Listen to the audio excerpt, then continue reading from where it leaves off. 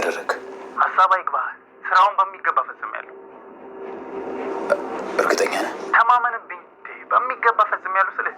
እሺ፣ ስታጠናቅቀው ማንም ሰው አላየህም አይደል? ኧረ ማንም አላየህም። ስማ፣ አሁን መጥቷል።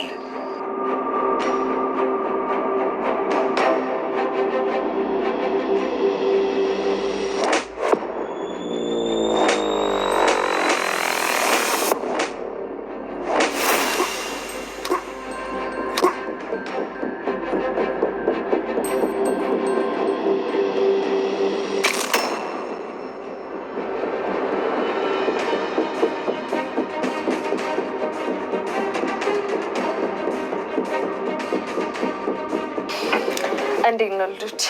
አባታችሁ ስለመጣ ደስ አላችሁ? አዎ በጣም ነው ደስ ያለኝ። እኔም እናንተ ደስ ስላላችሁ በጣም ነው ደስ ያለኝ። ጭንቀት የለ፣ ረብሻ የለ፣ የሰላም እንቅልፍ ለጥ ማለት እውነት ነው። እኔ የምለው ምን ነው ቶሎ ተመለሽ? ብዙ አልሸኘሽም እንዴ? መች ሸኘሁት? አልሸኘሁትም እኮ። እንዴ ለምን አልሸኘሽም? የመኪኔ ጎማ ተንፍሳ ነበር። ኧረ እባክሽ። አዎ አያናድርም? በጣም ነው እንጂ የሚያናድረው። እና ታዲያ በዚህ ምሽት ዝም ብለሽ ለቀቅሽው? ምን ላድርግ? እደር ስለው አላድርም አለኝ። አይ ቢሆንም ልክ አልሰራሽም ትርሲት። እንዴ ቢያንስ እንኳን የራይድ መስጠት ነበረብሽ። አንቺ ምን ሆነሽ ነው? ለራይድ ብዬ እኮ ሰጥቼዋለሁ። ለሱም ከሆነ ጥሩ። እኔ እኮ ዝም ብለሽ የላክሽ መስሎኝ። ኧረ ሰጥቼዋለሁ። ሰላም ቀድሞኝ ብሩን ካልወሰዱ ቁርስ በሱ ብር ነው የምበላው። ዛሬ እንዴት እንደሚበረድ ባልሽን አቅፈሽ ሞክሪ።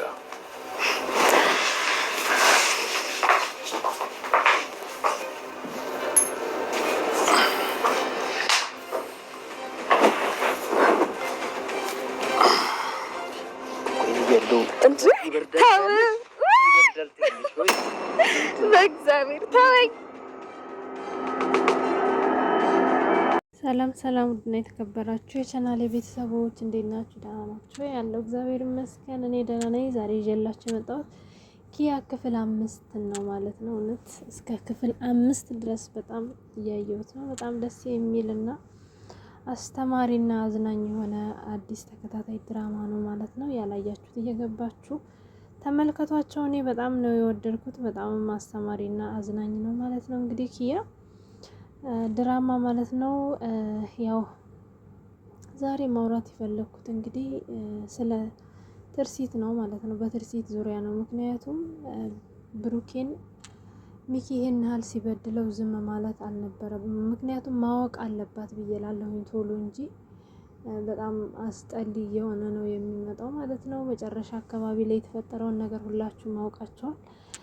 ግን ትርሲት ለምንድን ነው በዚህ ልክ ዝም ማለት ነው? እንዲሁም ደግሞ ማስተዋል ያቃታት በጣም ነው የሚያሳዝነው። ውዶች እንግዲህ ጓደኛዬ ነው፣ ወዳጄ ነው፣ ወንድሜ ነው ብላችሁ ያሰባችሁት ሰው እንግዲህ የእናንተ ህይወት በመሳካቱ ትዳር በመያዛችሁ ልጅ በመውለዳችሁ ህይወታችሁ በመቀየሩ ቀንቶ ይሄን ያህል ህይወታችሁን እስከ ማጥፋት ሀብት ንብረት እንግዲህ አስቡት፣ ሚስቱን እስከ መውረስ የደረሰው እንግዲህ የራሱ ጓደኛ ነው ማለት ነው። እና አሁን ላይ ምን እንድታስቡ ያደርጋችኋል? በዙሪያችሁ ያለው ሰው ምን ያህል ለእናንተ እንደሚያስብ፣ ለእናንተ ምን አይነት አስተሳሰብ እንዳለው፣ ሰውንስ ምን ያህል መቅረብ እንዳለባችሁ፣ ከምን አይነት ሰው ጋር ጓደኛ መሆን እንዳለባችሁ፣ የእናንተ ህይወት መሳካቱ ምን ያህል እንደሚያስደስታችሁ ማወቅ ያለባችሁ ይመስለኛል። ሁላችንም እንግዲህ ይሄንን ድራማ ስናይ ብዙ ነገር ነው የሚያስተምረን ማለት ነው። እና በጣም ነው እኔ ያስደስተኝ እውነት በዚህ መልኩ እንደዚህ አይነት ድራማ በእንትን በማለታቸው እንግዲህ የሁላችንም ህይወት ላይ የተመሰረተ ነው ብዬ ነው የማስበው። ብዙ አስተማሪ ነገር ታገኙበታላችሁ። እየገባችሁ ተመልከቱት። እኔንም ላይክ፣ ሼር፣ ሰብስክራይብ አድርጉኝ ማለት ነው። በጣም ጠፋ ብዬ ነበር። ይሄን ሰሞን እንግዲህ እንደምንም ብቅ ለማለት እየሞከርኩኝ ነው። እናንተም ማበረታቱኝ ቤተሰቦቼ። እንግዲህ እንዳያችሁት ያው ብሩክ ክፍል 4 ላይ እንግዲህ ሚኪ ያው አስፈራርቶት ከዚህ ቤት ሂድ፣ ትዳሬ እየተበጠበጠ ነው፣ አንተ ከመጣ ጀምሮ እያየ ነው፣ ሰላም የለኝም፣ ሰላሜን እያጣሁ ነው ብሎት እንግዲህ ከቤት እንዲወጣ እንዳደረገው ታውቃላችሁ። ግን ያለፉት ክፍሎች ላይ ያው ብሩክ ባለፈው በመኪና አደጋው ምክንያት ያው ጭንቅላቱ ያለፈ ነገሩን ምንም ነገር እንደማያስታውስ እና ሁሉንም ነገር እንደረሳ በአሁኑ ሰዓት ልጅ እንዳለው ሚስት እንዳለው ራሱ ምንም የሚያውቀው ነገር አልነበረም። ነገር ግን ያው ልጅ እንዳለው ሚስት እንዳለው ቤተሰብ እንዳለው ሲነግሩት እሱን ነው ማለት ነው እንግዲህ አምኖ ለመቀበል ቢከብደውም ያው ልጆቹን አምኖ ተቀብሏል። ግን ለሚስቱ ካሁን በፊት የነበረው ፍቅር፣ ለልጆቹ ያለው ነገር ምንም አይነት ነገር ሊያስታውስ አልቻለም።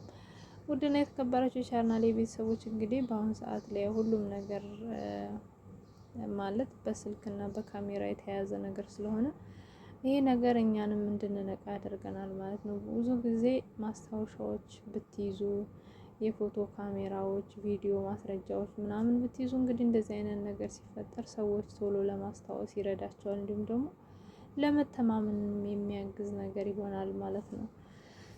እና እንግዲህ ሚኪ ያው ብሩክን አግዛለሁ ይላል በአንድ ፊት፣ እንግዲህ በአንድ ፊት ደግሞ ከተከስተ ከሚባለው እንግዲህ እንደሱ አረመኔ ከሆነው ጓደኛው ጋር ሆኖ ያው ብሩክን ስለማጥፋት ብሩክን ጭራሹን እንዳያስታውስ ስለማድረግ እንዲሁም አይታችሁ ከሆነ እንግዲህ ብሩክ የሆነ ነገር ቢሆን ያ ዶክተር ራሱ መረጃ መስጠት ይችላል ብዬ አስባለሁ። ምክንያቱም ምንድን ያለው እንዳያችሁት ብሩክ መኪና መንዳት ሲያስታውስ እንዲሁም ደግሞ መኪና መንዳት እንደቻለ በሰማ ጊዜ ሚኪ ቀጥታ ዶክተሩ ብሩክን የሚከታተለው ዶክተር ጋር ነበር ሄደው ማለት ነው። እና ተከስተ ምን አለ ሙሉ በሙሉ እንዳያስታውስ የሚያደርግ ነገር ታውቃለህ ወይ? እሱን ማለት እንዴት ማድረግ ይቻላል ሲለው ዶክተሩ በጣም ነበር የደነገጠው። እና ዶክተሩ እንግዲህ ያን የሆኑ አስተውሎ እነኛን ሰዎች ይዞ እንግዲህ ወደ ጥያቄ ማስገባት ይችል ነበረ።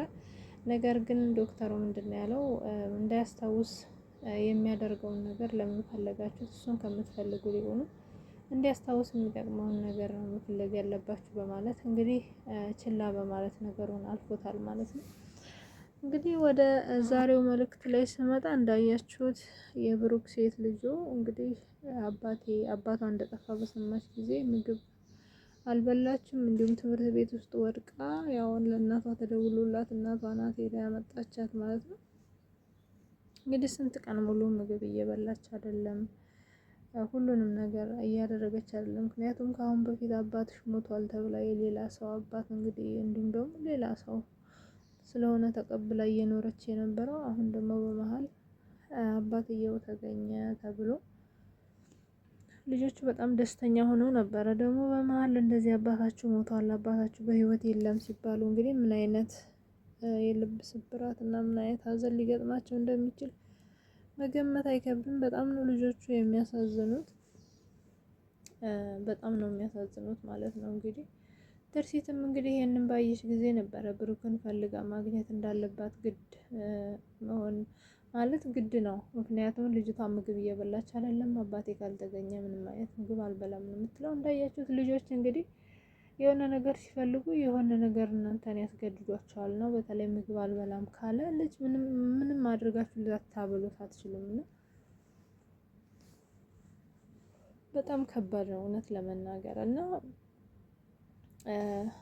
እንግዲህ ብሩክ የሄደበት ያው በፊት ያሳረፉት ሰዎች ጋር ነበረ። እንግዲህ እነ ሚጣ ጋር እና እዛ ሽማግሌ የሚጣ አባት ጋር ነበረ እየሄደ ያርፍ የነበረው። ያው የሚጣንም አባት ማግኘት ያልፈለገበት ምክንያት ያው ትርሲት እዛ ከመጣች ቀጥታ እንደምታገናኘው ስላሰበ እና እንዲሁም ደግሞ ያው ሚኪ እዛ ቤት ሁለተኛ ተመልሶ እንዳይመጣ ስላስጠነቀቀው እዛም ቤት ላለመሄድ ትርሲትንም ላለማግኘት ነበረ እንግዲህ የጎዳናውን ህይወት የመረጠው ማለት ነው። ነገር ግን ሚጣን ተደብቆ እያገኛት እንዲሁም ደግሞ ያስጠጋው የነበረውን የሚጣን አባት በርቀት እያያቸው እንግዲህ እያዘነ የጎዳናውን ህይወት ጀምሮ ነበር። እንዳያችሁት ሚጣን ምግብ እያደረሰችለት አይዞህ ይሄን ነገር ግን መጋፈጥ አለብህ እንጂ እስከ መቼ ነው እንደዚህ የምትሆነው እያለችው፣ እሱም ያው እስከ ጊዜው ነገሮች እስከሚስተካከሉ ነው እያላት ነበረ። ነገር ግን